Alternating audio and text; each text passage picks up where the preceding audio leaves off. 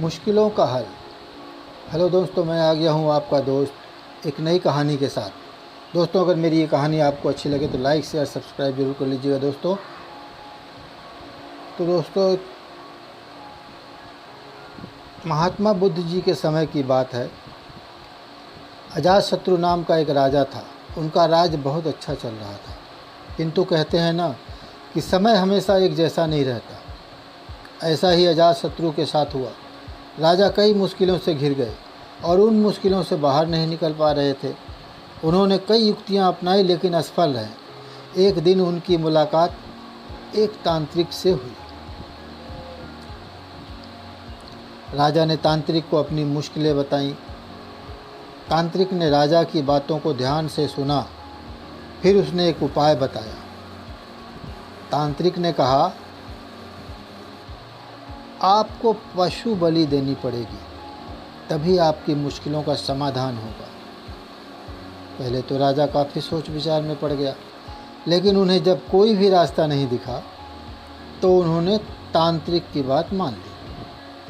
तांत्रिक के कहने पर एक बड़ा अनुष्ठान किया गया। पशुओं को मैदान में बलि देने के लिए बांध दिया गया।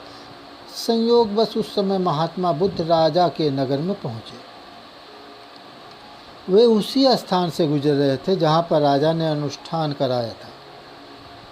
महात्मा बुद्ध ने जब देखा कि निर्दोष पशुओं की बलि दी जाने वाली है, तो वे राजा के पास गए और बोले, राजन, आप इन निर्दोष पशुओं को क्यों मारने जा रहे हैं? राजा बोले, महात्मा जी, मैं इन्हें मारने नहीं अपितु राज्य के कल्याण के लिए इनकी बलि देने जा रहा हूँ, जिससे सारे राज्य का कल्याण होगा। महात्मा बुद्ध बोले, क्या किसी निर्दोष जीव की बलि देने से किसी का भला भी हो सकता है? थोड़ा सा रुककर महात्मा बुद्ध ने जमीन से एक तिनका उठाया और राजा को देते हुए बोले, इसे तोड़कर दिखाइए। राजा ने तिनके के 2 टुकड़े कर दिए। बुद्ध बोले, इसे अब पुनः जोड़ दे। राजा बोले, महात्मा जी, ये आप कैसी बातें कर रहे हैं? इसे तो अब कोई भी नहीं जोड़ सकता।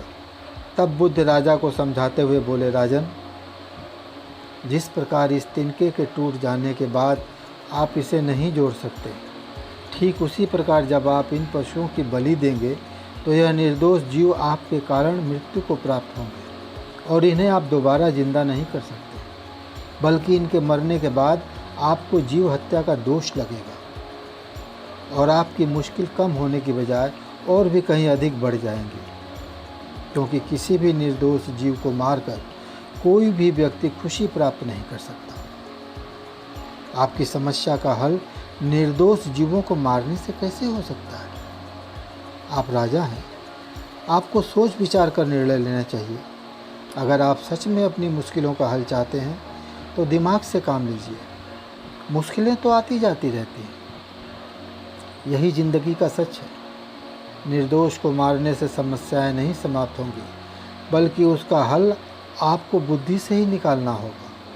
बुद्ध की बात सुनकर अजातशत्रु उनके चरणों में गिर पड़े और अपनी भूल की क्षमा मांगने लगे।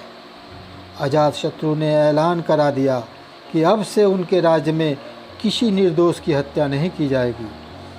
तो दोस्तों, मेरी ये कहानी आपको कैसी लगी मुझे कमेंट्स करके ज़रूर बताइएगा दोस्तों। और आपका शुक्रिया, धन्यवाद जो आपने अपना अमूल्य समय देकर मेरी ये कहानी सुनी। जय भारत, जय हिंद दोस्तों।